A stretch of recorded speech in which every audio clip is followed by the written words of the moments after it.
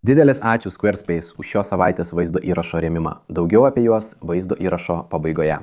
Sveiki visi, sveikinu jūs sugrįžus į Bros of Decay. Aš esu Leslis ir šiandien keliauju į dar vieną apleistą pilį savo mylimiausioje šalyje visame pasaulyje. Tyrinėti Prancūzijoje atspėjote. Ir ši vieta yra labai unikali ir istorinė pilis. Vėlgi jau matau ją akies krašteliu čia. Taigi leiskite jums parodyti, ką aš matau. Koks grožis visi, koks grožis. Ši kelionė bus tarsi iš pasakos, kažkas tokio, ko dar niekada nematėte. Tolumoje, nepriekaištingoje pievoje, iškyla didingas prancūziškas pilis. Jos išvaizda lyg iš kino filmo. Pastatyta 1726 metais įtakingai ir galingai Nevė šeimai, kuri darė įtaką šiam Prancūzijos regionui ir tuo pačiu tapo nepaprastai turtinga. Jų pilis savaime daug pasako ir rodo šios šeimos stiprybę per kartas. Paskutinis šios vietos savininkas buvo aristokratas Žanas. Jis tęsė savo protėvių kelią ir gyveno prabangų bei turtingą gyvenimą. Ponas Žor turėjo 6 vaikus ir mylinčią žmoną, kurie visi gyveno kartu šioje vietoje. Daugelį dešimtmečių šeima čia kūrė daugybę prisiminimų ir galiausiai viską paliko. Be to, kad buvo puikus verslininkas, jis taip pat mėgo medžioti ir kolekcionuoti retus bei klasikinius automobilius. Dėžė tai mums taip pat kainavo. Nes 2013 m. rugsėjo 23 d. ponas Žanas pateko į automobilio avariją ir žuvo vietoje. Jo vaikai tuo metu jau buvo išsikraustę ir paliko pilį, todėl ji per metus pamažu ėmė nykti. Kol galiausiai ji pasiekė tokią būklę, kokioje yra dabar. Beveik nebeišgelbėjama. Leiskite mums jūs palydėti po šį šedevrą ir parodyti, kas liko iš šio amžino grožio.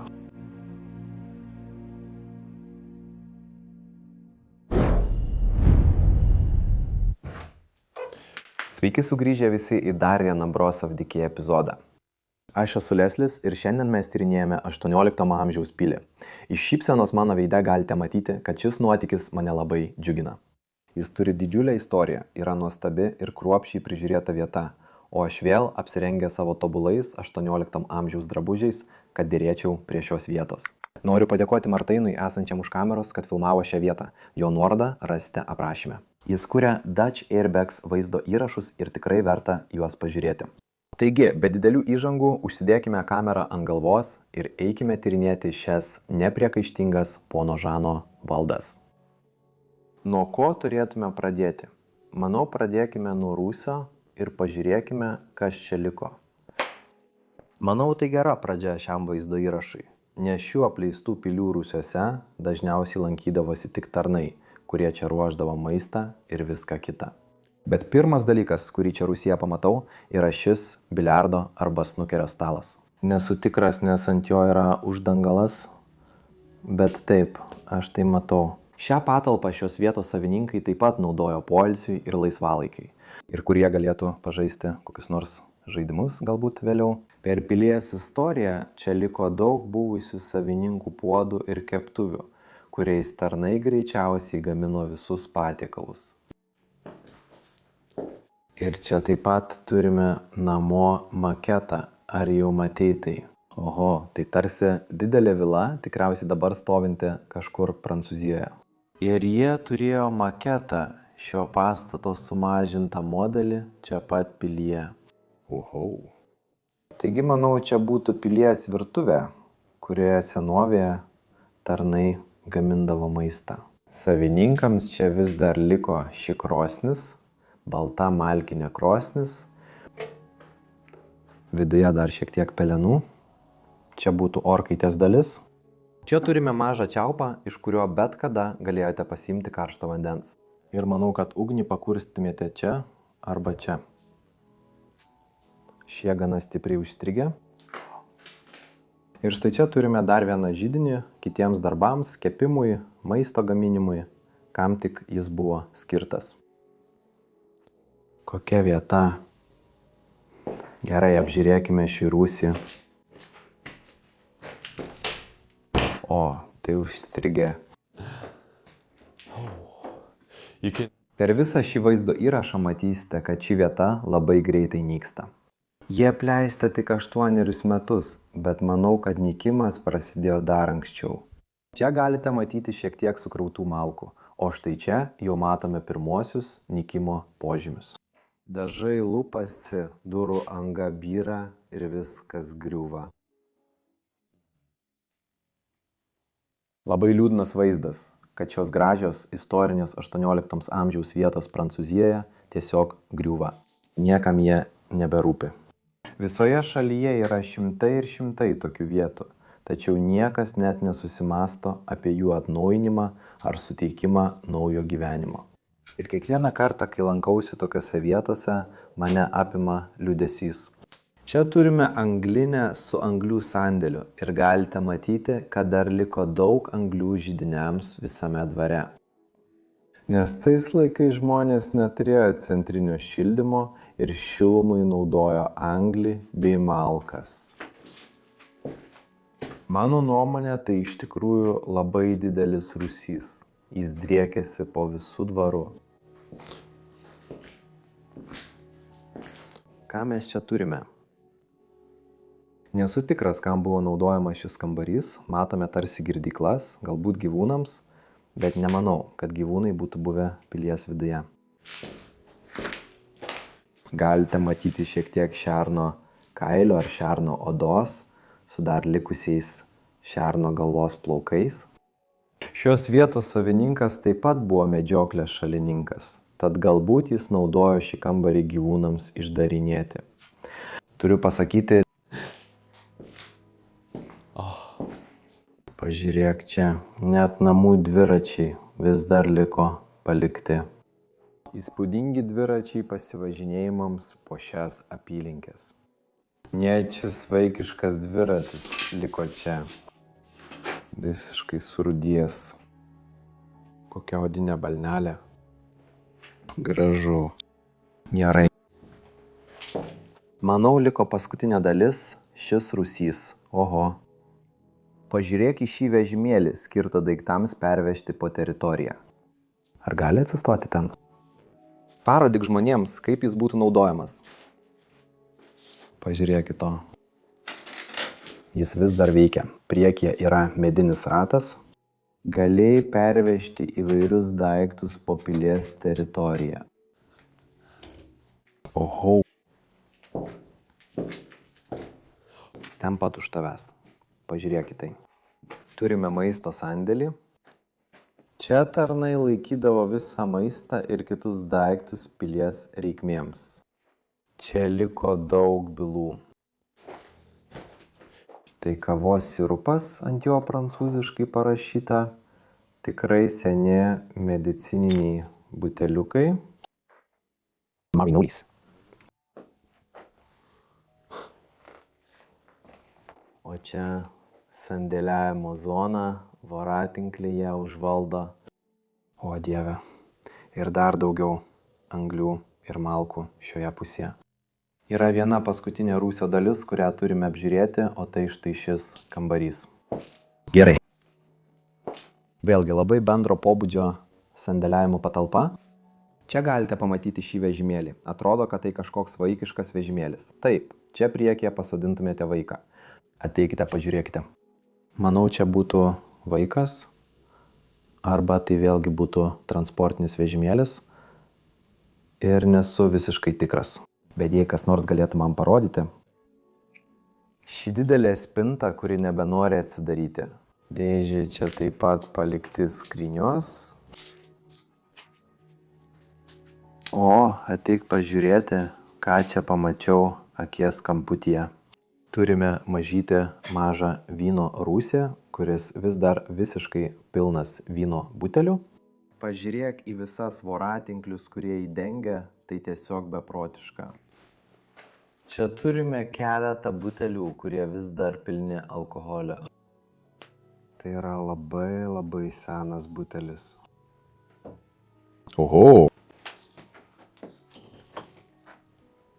Šitas yra taip pat vis dar pilnas, o ne, manau, taip dar šiek tiek liko viduje. Vynas yra labai klampus, jis labai senas. O dieve mano. Ir ant jo net nėra etikečių. Tai leidžia man manyti, kad visas šis vynas yra jų pačių pagamintas kažkur šiame regione. Nuostabu. Gerai, eikime toliau po pilį. Čia pat priešais mane yra vingiuoti laiptai, kurie nuves mus į viršutinį aukštą. Labai noriu ten užlipti.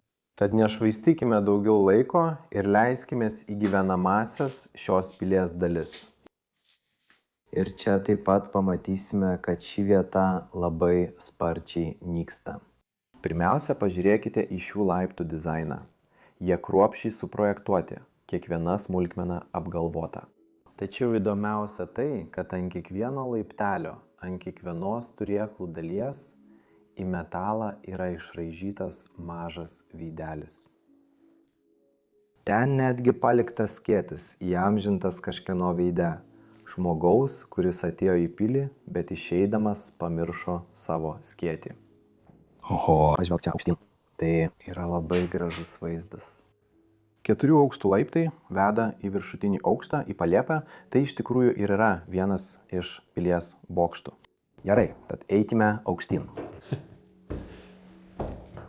Šioje labai didelėje nišoje sienoje stovi labai maža statulėlė. Ši statulėlė yra per maža, kad čia stovėtų. Maža religinė statulėlė.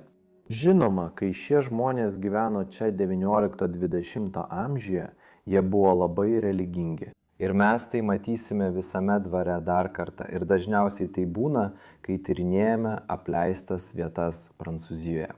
Žinoma, dėl pastato būklės čia yra daug juodojo pelėsio. Šios vietos stengsiuosi kiek įmanoma vengti. Tad eikime čia į kairę ir keliaukime į likusią pilies dalį. Taip pat pamatysime, kad čia yra daug naujų dalių, kurios derinamos su daugybė istorinių ir senų dalių visoje šioje vietoje. Pavyzdžiui, turime šį kambarį ir manau, kad šis kambarys tikriausiai buvo naudojamas kaip vienas iš paskutiniųjų kambarių šioje vietoje. Atrodo kaip nedidelė valgomojo zona, kurią jie čia įrengė. Ir čia liko buvusio savininko vaistų. Štai keletas vaistų, įvairių daiktų. Tikriausiai senatvėje, kai ponas Džonas prieš pat savo automobilio avariją viską čia paliko. Šiame kambaryje taip pat turime labai didelės įmontuotas spintas, kurios vis dar visiškai prikrautos maisto. Oho. Čia liko visiškai pilnas butelis alkoholio iš Prancūzijos regiono. Ir dar šiek tiek saldumynų. Oho, tai tiesiog dabar pelija. Purvini dalykai. Ne taip saldu? Nelabai saldu. Ne visai saldu. O dabar pereikime prie gražių pilies dalių, prie istorinių vietų, dėl kurių jūs visi ir atėjote žiūrėti šio vaizdo įrašo. Ir tai yra vienas iš pirmųjų kambarių, manau, kad tai buvo nedidelis poilsio kambarys, nedidelė svetainėlė. Iškart po vakarienės žmonės čia susirinkdavo, kartu išgerdavo kavos, konjako ar viskio ir tiesiog kalbėdavosi iki vėlumos. Iš tikrųjų tai labai gražus kambarys. Per metus jis buvo šiek tiek modernizuotas, bet vis dar galite matyti istorinės detalės. Pavyzdžiui, paveikslai ant sienos ten galite matyti vyrą jojantį arkliu Prancūzijos kaime. O ne, atsiprašau, tai moteris jojanti arkliu. Ir tada ant sienų turime šiuos nuostabius paveikslus. Nuostabu, tai pamatysi tik šiuose pilyse. Šie paveikslai ant sienų yra tiesiog itin detalūs. Viena pirmųjų vieno iš pono Žano vaikų nuotraukų. Jis turėjo 6 vaikus, tad čia matome tik vieną iš jo dukterų. Gražu. O dabar ženkime į vieną gražiausių viso šio pilies kambarių. Valgomasis. Čia šeima susirinkdavo, vakarieniaudavo, kalbėdavosi, praleisdavo puikų laiką. Vis dar matau juos sėdinčius aplink stalą per ypatingas progas, per kalėdas ir tiesiog kasdienybėje. Oho, nuostabus sėtinas kabantis nuo lubų. Gražus kūrinys. Man taip pat patinka lubų karnizas. Tai labai didelis rudas lubų karnizas. Bet iškart už jo, štai ten, galite matyti, kad pilis pradeda skilinėti. Vieta griūva ir čia jau nebeįmanoma gyventi. Labai gaila. Jei man suteiktų galimybę, aš nupirkčiau šią vietą, stengčiausi ją atkurti. Aš netgi paprašyčiau jūsų pagalbos atkurti tokią vietą, bet šie žmonės tiesiog nenori. Jie nenori. Čia yra židinys, bet jis yra po televizoriumi. Labai mažas rudas židinys, kuris dera prie kambario spalvos. Tada jie ten turi labai mažą televizorių. Man patinka, kaip šie židiniai yra įmontuoti tiesiai į sieną. Tada kaminas eina per sieną iki pilies lubų. Oho. Ar tai galėjo būti Žanas? O gal tai galėjo būti jo tėvas ar senelis? Galbūt. Tai iš tikrųjų labai senas paveikslas. Čia turime parašą, kuriame parašyta DC. Tada ant sienos visur aplinkui turime šias lėkštes, šias išraižytas lėkštes. Aš jų nenuimsiu nuo sienos, norėjau parodyti jums jų nugarėlę. Visos jos labai unikalios ir rankų darbo. Ši yra azijietiška, galbūt japoniška, sprendžiant iš šios stiliaus. Ten virš durų taip pat yra labai didelė. Ir tada turime šią spintelę, vėlgi pilną visų šių išdėliotų lėkščių.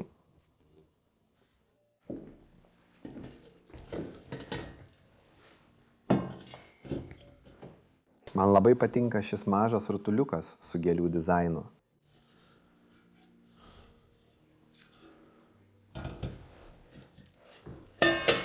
Šios vaizduoja senuosius Prancūzijos laikus. Pažiūrėkite čia. Čia matome odontologą dirbantį prie vyro burnos, kol kažkas valo jam batus. Gražu, tiesa? Štai keli darbininkai tiesiog miega, tikriausiai po ilgos darbo dienos. Jie rūko, o jis miega, tai gražu.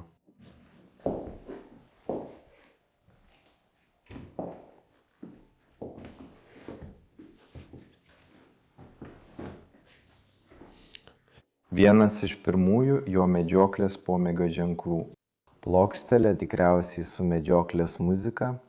Ten vis dar yra plokštelių, kaip matote. Ir jie jas leisdavo čia per šį labai didelį radiją. Puikus daiktas. Čia matome pirmuosius fazanus, kabančius ant sienos. Tikriausiai jis labai didžiavosi, kad juos nušovė. Ir jis pakabino juos čia valgomojo zonoje, kad svečiai galėtų pamatyti jo brangiausius trofėjus. Taip pat ten kabo ir elnio ragai. Man šitas labiau patinka. Virš jo Prancūzijos Alpės. Tai didingesnė gamta, kalnai. Nuostabu. O, ar matei šitą? Tai riteris, kuris nukovė drakoną apačioje. Oho.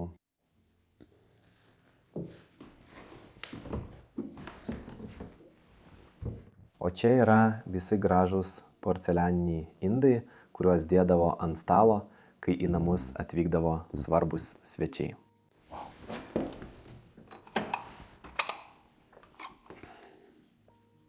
Pažiūrėkite, jie pagaminti Prancūzijoje, netgi yra herbas. Jie tikriausiai yra labai brangus. Užverkime tai. Dabar paskutinis dalykas šiame kambaryje, tai ši spinta.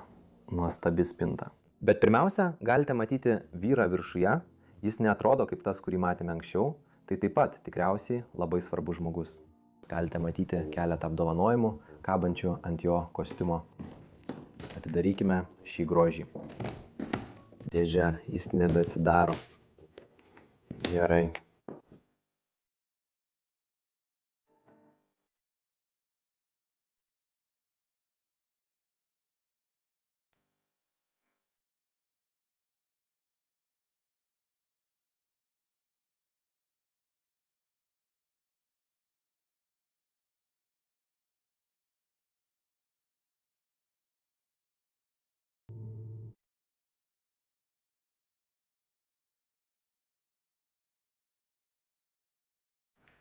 Atidarykime šias didžiasias duris iš valgomojo.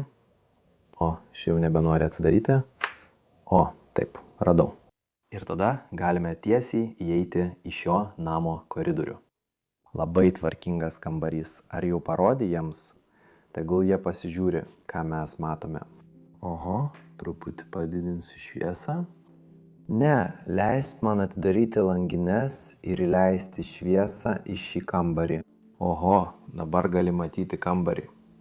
Dabar gali pamatyti jo grožį. Nuostabu. Bet jis visame kambaryje sukrovė daug knygų. Kaip matai, čia yra krūvos ir krūvos knygų. Čia tikriausiai yra sukrauta apie 1000 knygų. Beprotiška ir aš taip pat norėjau tai pabrėžti. Čia kambario viduryje turime šią didelę įdubą. Ir čia anksčiau būdavo kažkas eksponuojama, bet dabar jau nebėra ką rodyti. Čia viduryje anksčiau kabėdavo paveikslas. Ir tada turime šiuos marmurinius akcentus, kairėje ir dešinėje nuo jo. Nuostabu. Čia apačioje dar daugiau knygų. Ir tada turime šį riterį su skydu ir liūtu pagamintus iš porceliano. Man labai patinka šis kūrinys. Šioje pusėje turime šį nuostabų fortepijoną, kuriuo vis dar galima groti. Jis yra labai iš tikrųjų keista tai matyti. Ši pilies dalis, šie kambariai kairėje pusėje vis dar yra labai geros būklės. Kambariai už manęs yra labai prastos būklės. Tai tiesiog beprotiška. Kažkaip vanduo pateko į tą pilies dalį, o į šią ne. Iš tikrųjų labai myliu šį kūrinį. Vis dar matau jį sėdint čia vakare, grojant fortepijonu. Aš moku groti fortepijonu, taigi jis tikriausiai yra išderintas. Bet štai taip jis čia sėdėdavo ir tiesiog mėgaudavosi vakare. Nuostabu. O čia mes matome tą patį įsitraukimą, tik šį kartą su paveikslu viduje. Oho, moters laikančios vaiką. Jie atrodo labai liūdni. Tai apmaudu. Be to, kad buvo medžiotojas, ponas Žanas taip pat buvo automobilių mėgėjas. Pilyje matysime daug automobilių žurnalų. Matote, šis yra iš 2008 metų. Tais metais, kai jis mirė. Deja. Nuostabu. O čia yra pagrindinis pilies įėjimas, durys, pro kurias patenkama į vidų su užuolaidomis aplinkui. Taip pat abiejose pusėse turime šias statulas, 2 istorinių riterių. Vienas laiko peilį, kitas kardą. Visiškai pagaminta iš medžio. Ir tai tas pats. O, atsiprašau, tai ne tas pats, tai kitas. Tai moteris su vaiku ir ji taip pat laiko peilį. Gražu. Manai, kad tai yra šeimos herbas? Tai gali būti įmanoma, tiesa? Viduryje yra raktas. Gerai. Ar galime uždaryti langinę? Eikime toliau į šią pusę. Ir čia ponas Žanas tvarkė visus savo reikalus. Tai buvo jo kabinetas. Čia jis dirbdavo iki vėlumos. Oho, gražu. Turiu šiek tiek padidinti šviesą, nes negaliu visko atlikti tamsoje. Tai gerai, niu. Ja, nu.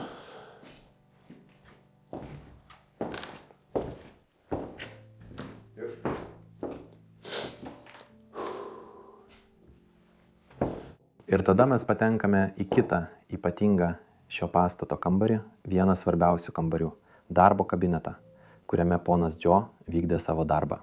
Jis dirbo sunkiosios technikos pramonėje, tokioje kaip ekskavatoriai ir panašus dalykai. Ir būtent čia jis atlikdavo visą savo darbą. Vėlgi, nuostabios, įspūdingos lubos, gražus lubų karnizai ir taip pat labai gražus bei didelis kambarys. Matote, visi jo dokumentai vis dar likę nuo tada, kai jis mirė. Kiekvienas lapas vis dar paliktas čia. Kiekviena knyga, kurią jis kadaise skaitė, viskas palikta. Visi žurnalai, kuriuos jis kadaise skaitė. Beprotiški dalykai. Ten taip pat turime daug paveikslų. Žinoma, elnių bėgančių per lauką paveikslų. O štai čia dar vienas šernas lakstantis aplinkui. Tai kainavo 750 eurų. Iš tikrųjų tai nemaži pinigai. Toks mažas paveikslas. Žinoma, nesu meno ekspertas, todėl negaliu jo per daug vertinti. Čia turime daug likusių piešinių, visi jie susiję su medžiokle. Ir su gyvūnais. O man šitas labai patinka. Pažiūrėkite. Labai gražus. Gerai, uždarykime tai. Ir tada tiesiai prieš mus čia yra kabinetas, kuriame vyras dirbo. Pažiūrėk čia už nugaros. Oho, jis turėjo šią žaislinių automobilių kolekciją, tiksliau sakant, mastelinių modelių automobilių kolekciją. Ir čia yra pavyzdžiui Ferrari, o štai čia nesu tikras, koks tai automobilis. Nesu 100% tikras. Bet štai turime Ferrari, čia turime Mercedes ir turime kitokių automobilių, kuriuos jūs visi surinkote. Pažiūrėkime, ar galime tai atidaryti. Atrodo, kad šis labai užstrigęs. Leiskite parodyti jums kitą čia. Tai yra Bugatti.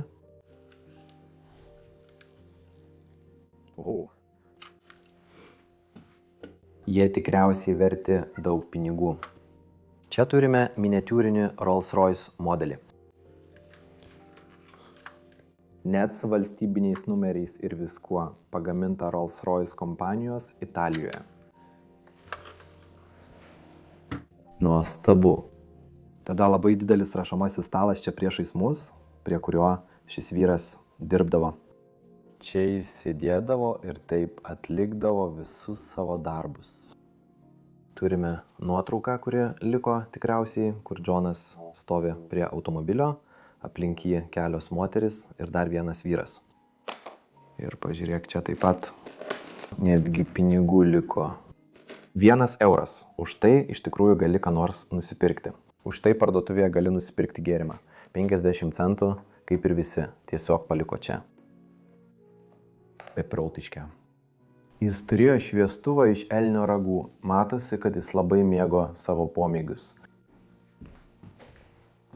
Manau, šioje pusėje turime dar vieną kambarį. Oho! Tai taip pat labai ypatingas kambarys, labai didingas kambarys, labai erdvus. Tai labiau primena pokylių salę, kur žmonės šoktų ar rengtų vakarėlius, su šiuo nuostabiu sietinu kabančiu čia kambario viduryje visiems matomoje vietoje. O, būk atsargus, čia už tavęs yra tiek daug žurnalų. Ir jie tiesiog pasakoja pono Žano gyvenimo istoriją, jo gyvenimą su automobiliais, gyvūnais ir medžiokle. Viskas tiesiog palikta čia. Tai beprotiška. Ar tai karalius Leopoldas? Ar aš teisus? Manau, kad tai karalius Leopoldas, bet nesu 100% tikras. Vis dėlto tai nuostabus paveikslas. Ir tada čia, kambario viduryje, liko dar viena labai didelė sofa. Vis dar svarstau, kam šis kambarys galėjo būti naudojamas, koks buvo šios vietos tikslas. Stalas su švarku, kuris vis dar kabo čia, priklausęs vienam iš ankstesnių gyventojų. Oho. Nuostabu. Šie paveikslai kiekvieną kartą tokie ypatingi, kai lankausi šiuose prancūziškose vietose. Dešiniajame kampe galite matyti, kad net yra herbas ir visi jie turi šį herbą. Šis taip pat jį turėjo. Štai čia. Atsargiai, Martynai, vos nepargrivai. Čia turime dar vieną herbą. Ant žemės tiek daug nuolaužų. Mes dar to neparodėme, bet ant žemės tiek daug nuolaužų. Manau, tu užkliuvai už šito. Tu užkliuvai už kūdikio galvos. Ir tai atkeliavo iš to veidrodžio ten. Iškrito iš jo. Tikriausiai jis buvo būtent ten, veidrodžio viduryje. O Dieve, padėkime tai čia. Gražiai, kad visi matytų. Kaip gaila. Tiek daug griuvėsių, tiek daug nykimo. Kitas nuostabus paveikslas kabantis čia ant sienos. Taigi visi, žinote, turėsite reikalų tik su manimi, nes aš perimsiu Martino vietą. Ir mes tyrinėsime likusią pilies dalį, viršutinius aukštus. Bet pirmiausia, mes eisime pro šias duris tiesiai priešais mus ir pateksime į šio pastato koridorių. Atidarykime šiuos grožius. Maža durų rankena su raktu šalia jos. Ir tai mus veda į labai didingą šio nuostabaus pastato koridorių. Oho, tai tikrai įspūdingas vaizdas. Nuostabu. 3 didžiuliai veidrodžiai ten koridoriuje. Ir šis yra daug didesnis nei tas, kuriuo pirmiausia užlipome. Oho. Pirmas dalykas, kurį pastebiu atėjęs čia į koridorių, yra šios emblemos, šie apdovanojimai pakabinti ant sienos ir ši kepurė iš elnio ragų ten viduryje. Bet labiausiai mano dėmesį patraukia šis trimitas, kabantis ant jos. Ir šis trimitas būtų naudojamas pradėti ir užbaigti medžioklės sezoną, kažką švęsti. Tai iš tikrųjų buvo medžioklės ragas, kaip jūs jį vadintumėt. Jis buvo išrastas 1630 metais ir nuo tada buvo naudojamas. Nuostabus muzikos instrumentas, tiesiog gražus kūrinys. Ir taip pat noriu Jums papasakoti apie šią mažą sėdėjimo zoną, kurią šie žmonės turėjo čia koridoriuje. Tai iš tikrųjų buvo sėdėjimo zona, kai atvykdavo žmonės, kurie nebuvo tokie svarbus. Jie pasodindavo juos čia ir pavaišindavo gėrimu, nes nenorėjo jų įsileisti į pilį. Tai buvo tarsi tu nesi pakankamai svarbus, kad būtum pilyje. Taigi tu išgersi čia ir po 5 minučių būsi išėjęs. Nuostabu. Tada tiesiai šalia durų, čia iš abiejų pusių, turime šias bibliotekos knygų lentynas, kuriuose vis dar laikomos šimtai knygų. Istorinės gamtos knygos. Čia laikomos įvairiausios knygos. Gyvūno kanopos, ant kurių galėjai pasikabinti paltą, kai ateidavai į pilį. O čia turime medžioklės vaizdavimą. Medžioklės vilkstinę su medžiotojais ten viršuje ir šunimis apačioje. O čia jis pučia trimitą, nuostabu.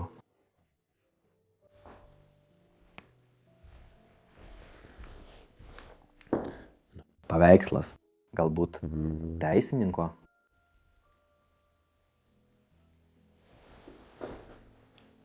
Oho.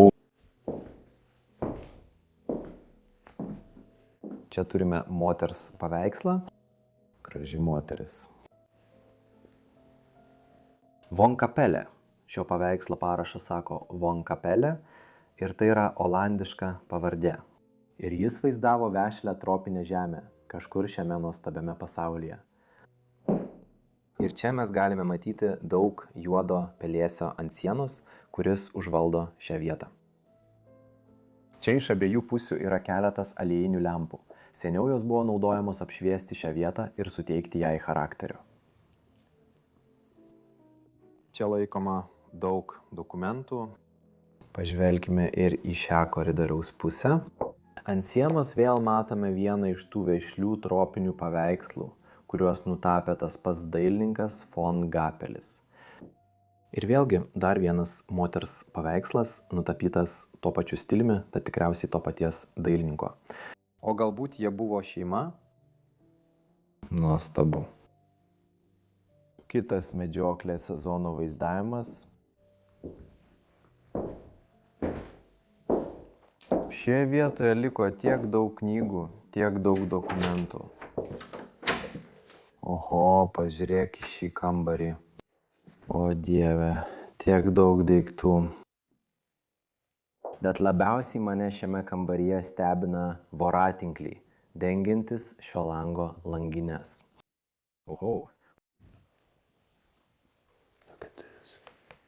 Liustra, kabanti nuo lubų. Tada čia šone turime dar vieną paauksuotą veidrodį. Su dar vienu paveikslu jo gale. Jis atrodo labai gražiai tas vyras. Kaip tikras džentelmenas. Eikime lėtai laiptais į viršutinį aukštą ir pažiūrėkime, ką ten galime rasti. Wow. Čia viduryje koridoriaus į viršutinį aukštą netgi kabo sietynas arba labiau žibintas. Ir čia atrodo ant sienos kabo karvės ragas, kurį jau iš visų pusių dengia voratinkliai. Karvės ar buivolo ragas. Nuostabu. Netgi čia liko mažas Jėzaus Kristaus atvaizdas, stovintis išskėstomis rankomis. Ir štai užlipame į viršutinį aukštą, o pirmiausia vėl matome pilies įrimą. Norint pavyzdžiui sutaisyti šią mažą skylutę, reikia perdaryti visas lubas, nes drėgmė įsigėrė į sijas ir tai beveik nebeištaisoma. Manau, ši pilis visada liks tokia, kol visiškai nesubirės. Arba kažkas nuspręs ją nugriauti. Štai rakto skylutė į šias duris, o čia viduje laikoma visa patalynė. Šių daiktų, šių spintų skleidžiamų garsų visada taip nuostabu klausytis. Vėlgi, priešais mus dar vienas nuostabus paveikslas, o šone dar vienas herbas. Oho, pažiūrėk į tai. To laikotarpio cigarečių pakeliai iki šiol išlikę čia, Prancūzijoje. Dabar tokių pakelių jau nebegalima gauti, nes ant jų neleidžiama rodyti jokios reklamos. Jų negalima spalvinti, jie turi būti rudi. Ir taip, tai toks senas daiktas, kad net matosi, jog ant cigarečių pakelio dar yra herbas.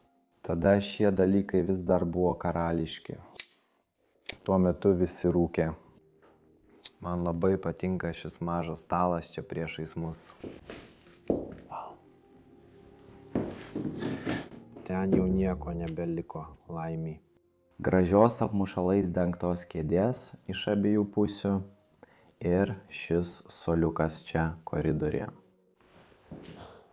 Pirmiausia, eikime į šią dalį. Aš nueisiu iki pat galo, o tada eisime iš dešinės į kairę viršutinėme aukšte.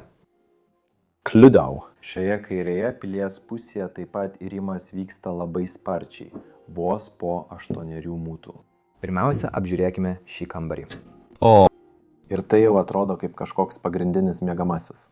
Tai tikrai buvo tėvų miegamasis, pono Žano ir jo žmonos. Tai labai didelė lova ir mano nuomonė graži lova. Žalias apmušalas aplink visą ją. Deja, jos daugiau negamina, bet tai tikėtina tokioje apleistoje pilyje. Tapetai lupasi nuo sienų. Tiesiog pajuskite šio kambario atmosferą ir nuotaiką. Kai jis prieš 8 metus paliko šį pasaulį, tai buvo paskutinis dalykas. Jis tikriausiai paskutinę naktį miegojo šioje lovoje. Ir dabar jau 8 metus viskas taip ir liko. Jo gyvenimas sustojo, jo pilis sustingo, bet viskas iki šiol tebėra čia. Net jo lagaminas. Ten yra jo inicialai, taip, ir aš nesakysiu jums jo pavardės, bet taip, jis buvo turtingas žmogus. Tais laikais nebuvo įprasta visiems keliauti, bet jis galėjo keliauti po pasaulį ir patirti visus tuos dalykus, kuriuos mes dabar darome.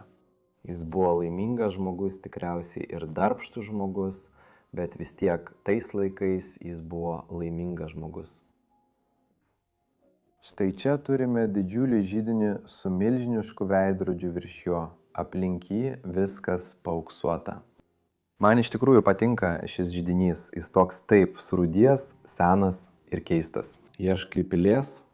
Turiu pasakyti, kad jis šiame kambaryje atrodo šiek tiek ne vietoje ir aiškiai matyti, kad tai buvo jo kambarys. Ant jo naktinio stalelio stovėjo paukščio iškamša. Kas tai daro, nebent medžiotojas? Gerai, pažiūrėkime. Maža kriauklė čia koridoriuje. Gerai, ir manau, kad dabar atsidūrėme vaikų miegamajame. Čia yra 2 lovos, viena šalia kitos. Taigi šiame kambaryje miegodavo 2 iš jo 6 vaikų. Tikrai galima matyti, kad tai buvo vaiko miegamasis. Jie čia taip pat turėjo spintą, o pažiūrėkime, ar galime ją atidaryti. Tai buvo jos raktas. Taip, ir visi tų vaikų drabužiai vis dar čia palikti.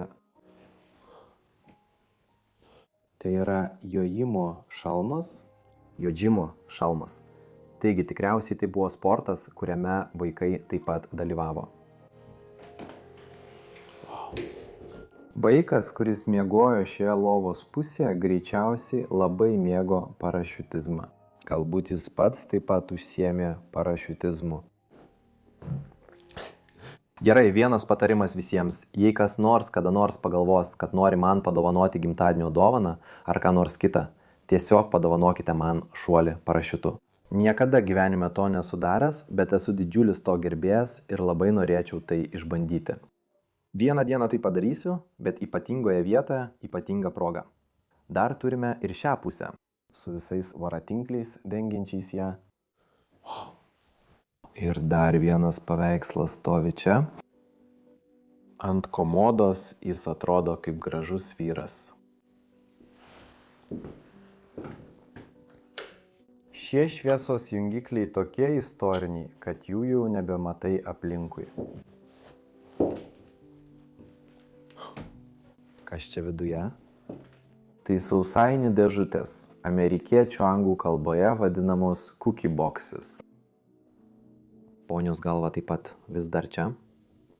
Matau keletą kvepalų ir kitų dalykų. Ten viršuje. Ir net stiklainis uogienės čia apačioje.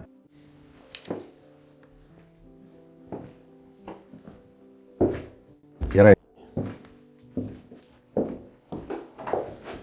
Dar vienas miegamasis, čia dešinėje. Tai vėlgi yra vaikų miegamasis, vienvietis miegamasis. Turiu pasakyti, kad kambario viduryje turime šią skalūno lovą, nuostabią istorinę 18 amžiaus skalūno lovą. Jei parduotumėte ją antikvarinių daiktų rinkoje, ji kainuotų daug pinigų, bet čia ji tiesiog pūva. Vis tiek visa patalynė, visa lova yra visiškai paklota, pagalvė vis dar guli gale. Man tai patinka. O čia turime to žmogaus drabužius. Paimkime šią kėdę, pažiūrėkime, o visi drabužiai vis dar plastiko maišeliuose ir spinta čia. Užverkime tai. Tai nebenoriu užsidaryti. Ne, aš gražiai pastatysiu kėdę atgal. O, pažiūrėkite tai. Čia ant židinio turime moters piešinį, o po juo ji vilki suknelę pilies soduose.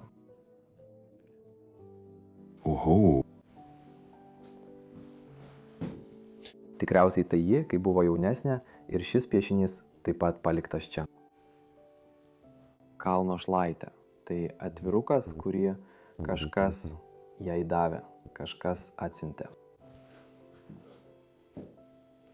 Čia turime rašomąjį stalą, prie kurio jį tikriausiai mokėsi visiems savo gyvenime laikytiems egzaminams.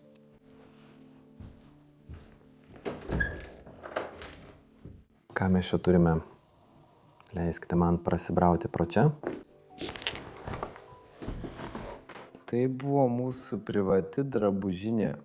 Iš pradžių maniau, kad tai yra vonios kambarys, bet tai nėra vonios kambarys, tai tiesiog drabužinė.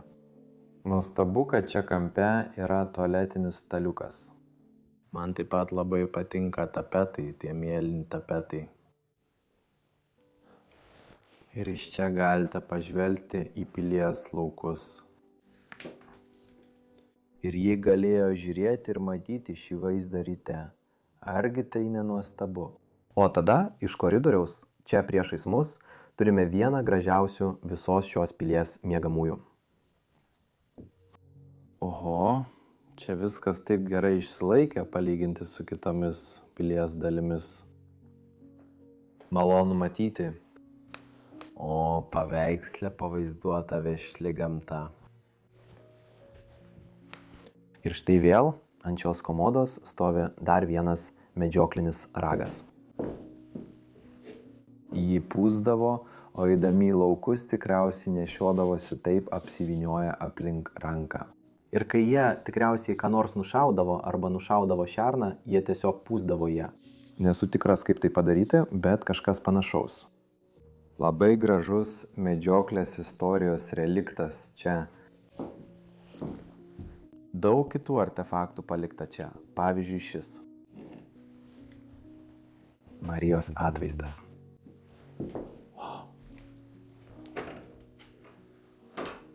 O, čia turime kitą to drabužių spintos pusę. Gerai, štai langas, kurį ką tik matėme ten viršuje. Taigi čia žmogus, kuris miegojo šiame kambaryje, tikriausiai laikė visus savo drabužius. Liko tik viena striukė, daugiau nieko. Toks nuostabus kambarys. O čia, tiesiai prieš mus, yra ši graži lova. Tai nėra skalūno lova, tai tiesiog įprasta antikinė lova. Vis tiek tvirta, pagaminta iš daug storos, rankomis apdirbtos medienos. Ir vėl religinis atvaizdas tiesiai virš lovos. Oho, kambario kampe turime šią paliktą kėdę. Graži raudona dekoratyvinė kėdė. O dabar eikime toliau į dešinę pilies pusę prie šio nuostabaus baldo. Durys neveikia. Ant durų parašyta, kad jos neveikia, bet akivaizdu, kad durys veikia, tad galbūt jos tiesiog nebeužsirakina. Ir kai kažkas buvo čia vonioje, jie negalėjo jos užrakinti. Taigi, jų privatumui grėsė pavojus šiame labai neskoningame vonios kambaryje. Taip, turiu pasakyti, kad ji labai maža, ne tai, ko tikėčiausi tokiai dideliai piliai. Su šiomis rudomis kriauklėmis, rudu bide ir tikėtumėsi, pavyzdžiui, liūto letenų. Po šią vonę yra tiesiog plastikiniai kaiščiai, kuriuos jie ten padėjo. Neįtin skoningas, bet vis tiek labai unikalus daiktas. Šampūnai taip pat palikti, vis dėlto.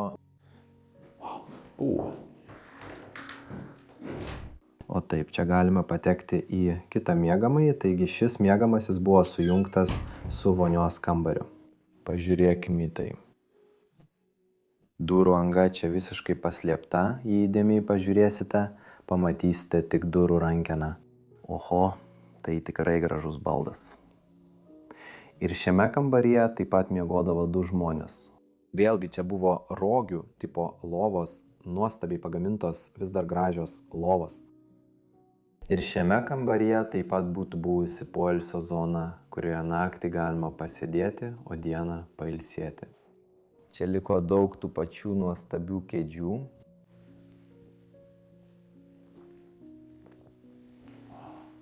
Ten netgi yra dar vienas paslėptas kambarys tiesiai už šios vietos, bet aš nebandysiu ten eiti. Ir moters paveikslas kabantis ant durų. Pažiūrėk į šio laikrodžio ciferblatą. Koks gražus kūrinys. Lemle Merly Šarpietie Brandie pagaminta Paryžiuje. Paryžiuje pagamintas laikrodis. Oho. Ir man taip pat patinka šis gobelenas, kuris čia kabėjo ant sienos, vėlgi vaizduojantis tropinę vešlią žemę. Taigi greičiausiai šie žmonės daug keliavo po pasaulį ir rinko artefaktus bei meno kūrinius iš viso pasaulio, kuriuos pakabino šiame dvare ir po juo. Čia matote dar vieną romėną. Jis išima strėlę iš savo dėklo, kad paleistų ją į gyvūną. Tikriausiai čia jis rankoje laiko elnę. Oho, ar ne tiesiog nuostabu tai matyti? Deja, ši skulptūra nyksta, ją graužia medgraužiai. Toks gražus kūrinys pūva. Čia turime dar vieną kambarį. Tai nėra miegamasis, iš tikrųjų tai dar vienas kabinetas, labai paprastas kabinetas su poilsio zona ten gale. Ne, tai taip pat lova, bet labai mažas kambarys miegamajam. Oho, čia vėl vienas iš tų modernių kambarių. Kuo labiau einame į dešinę pilies pusę, tuo viskas tampa modernesnė. Kuo labiau einame į kairę pilies pusę, tuo viskas tampa istoriškesnė, senoviškesnė ir labiau primena senus laikus. Oho, man labai patinka ši lova. Su mėlynais akcentais darančiais prie sienos ir vėlgi dar vienos paslėptos durys, kurios veda į koridorių. Pažiūrėkime čia. Šitas stalčius tuščias, šiame daug popierių, buliaus galva, kažkas, kas čia gyveno, tikriausiai moteris.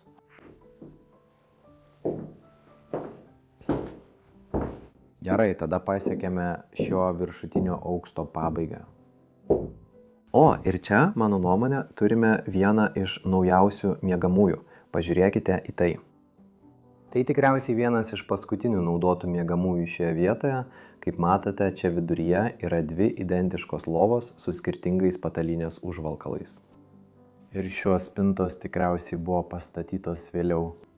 Matote, tai yra naujesni baldai ir jie jau byra, o seni baldai vis dar puikiai laikosi.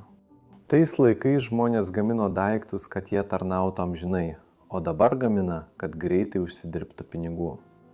Visi Žano kostiumai vis dar čia.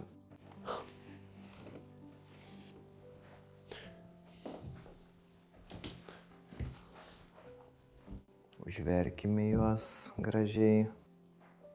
Jis taip pat į šį kambarį pastatė gražių vintažinių baldų. Štai tualetinis staliukas, prie kurio namų šeimininkė sėdėdavo ir ryte grąžindavosi.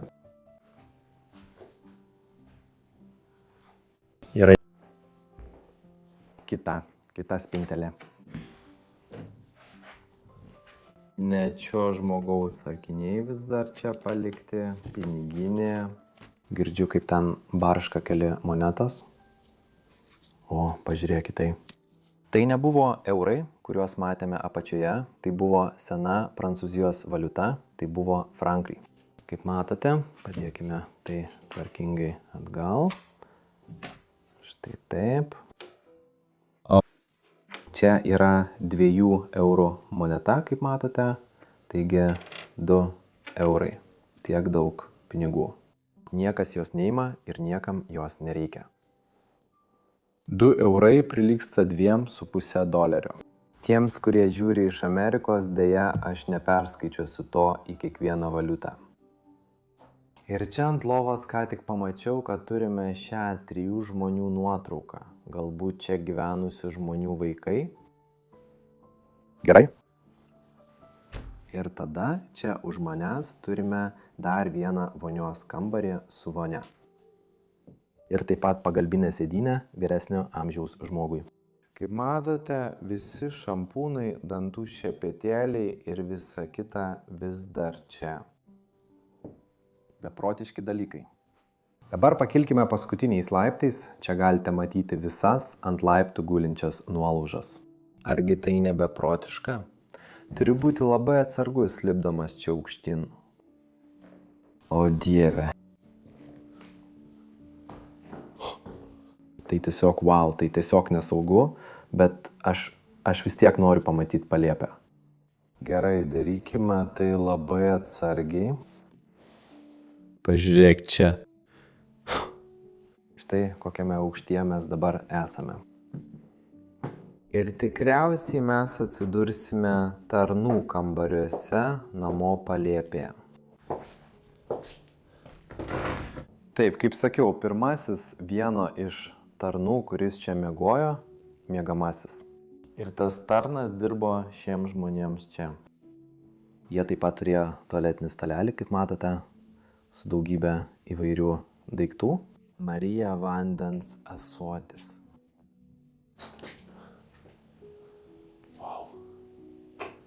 Parodysiu jums visas ten esančias voratinklius.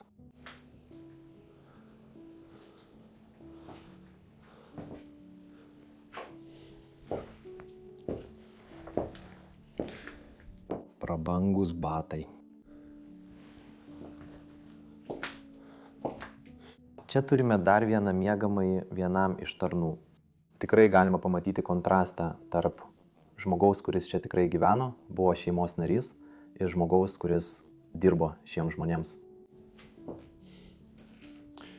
Vaiko rankena taip pat.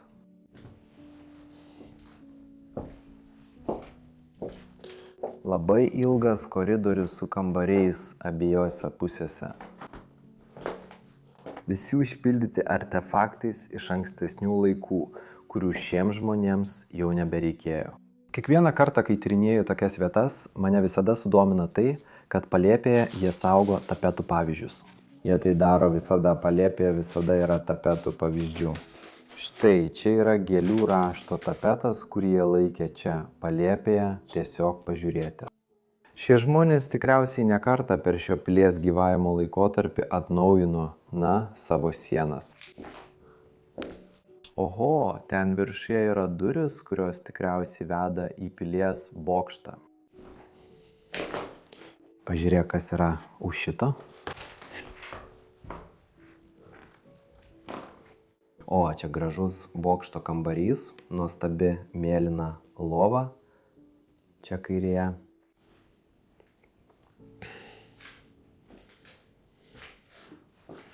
Ir čia koridorėje. Tarp visų griuvėsių vis dar liko šis nuostabus suoliukas. Taip, nuostabu, jis taip pat nyksta, bet anksčiau buvo tikrai nuostabi. O tiesiai virš jos pilies vaizdas kažkur vešlioje Prancūzijos kaimo vietovėje.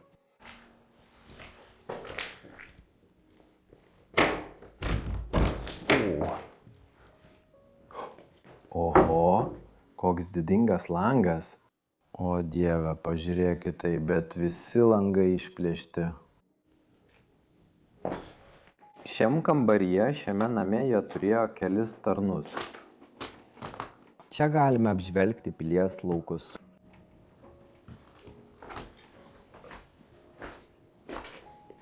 Vėl graži lova, nuostabi skalūno lova. Ir labai primityvi tarnams skirta prausimosi įranga.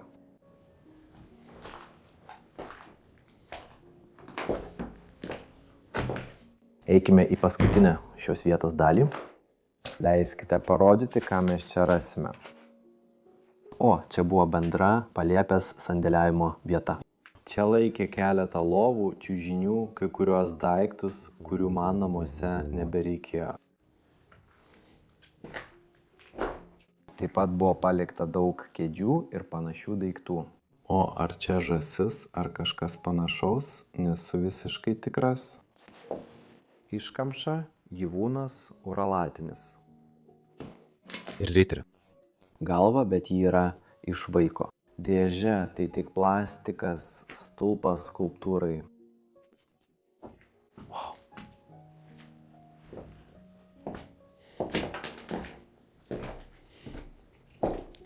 Ir tada paskutinis pilies kambarys. Pažiūrėkite. Čia netgi yra aliejinė lempa, turiu pasakyti. Aliejinis žibintas vis dar kabo čia.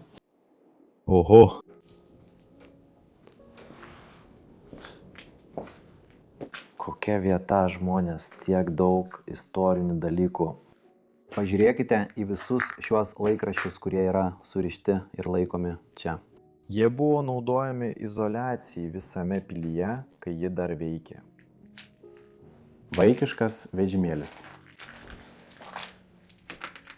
Kažkas atiduotų viską, kad turėtų tokį daiktą šiame name, o čia jis tiesiog numestas tarp griuvėsių.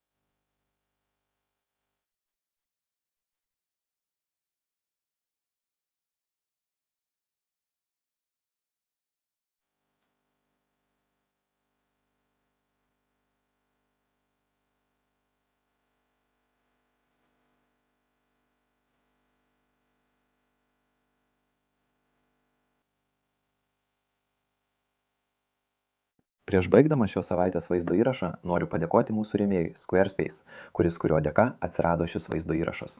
Squarespace yra internetinė platforma, kurioje galite susikurti savo svetainę, net ir neturėdami techninių žinių.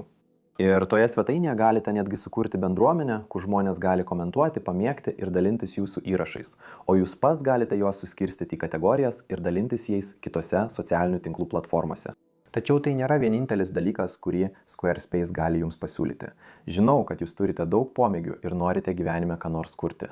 Ir jūs galite susikurti savo parduotuvę Squarespace platformoje, o Squarespace netgi turi plėtinių, kuriuos galite pridėti prie tos parduotuvės. Kad galėtumėte tvarkyti savo mokesčius, siųsti prekes visame pasaulyje, taip pat suskirstyti prekes savo inventoriuje ir padaryti visą procesą jums itin paprastą. Yra dar vienas dalykas, apie kurį turiu pakalbėti. Savo Squarespace svetainėje taip pat galite sukurti narystės bendruomenę, o ten galite gauti pajamų, siųsti šiems žmonėms pranešimus ir valdyti savo narius. Ir yra dar daug daugiau naudingų dalykų. Taigi, ką jums reikia padaryti? Jums reikia eiti į squarespace.com/pros-of-decay, kad gautumėte savo pirmąjį domeną arba svetainę su 10 nuolaida. Argi tai nenuostabu? Noriu dar kartą padėkoti Squarespace už šios savaitės vaizdo įrašo rėmimą.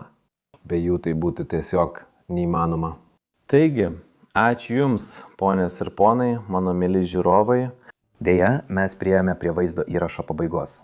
Man taip pat labai liūdna, kad tikriausiai teks palikti šią vietą, bet turiu judėti toliau. Prancūzijoje dar yra daug vietų, kurias reikia aplankyti. Rytoj dar esu suplanavęs aplankyti 2 pilis ir turiu 6 valandas vairuoti, kad ten nuvykčiau. Tyrinėti šias apleistas vietas yra sunkus darbas, bet aš tai darau su dideliu malonumu ir žinoma, galiu tai padaryti. Man labai pasisekė, kad galiu pamatyti visas šias vietas. Labai noriu Jums visiems padėkoti, kad žiūrėjote šios savaitės vaizdo įrašą ir tai vėl buvo viena iš mano mėgstamiausių vietų tyrinėti. Tikiuosi Jums taip pat patiko. Jei taip, parašykite man gražų komentarą ten, komentarų skiltyje.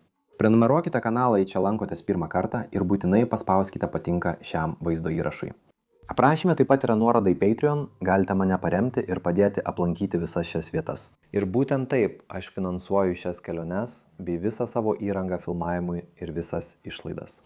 Taigi labai Jums ačiū ir pasimatysime kitą savaitę dar viena nuostabi laida. Labai Jūs myliu. Iki.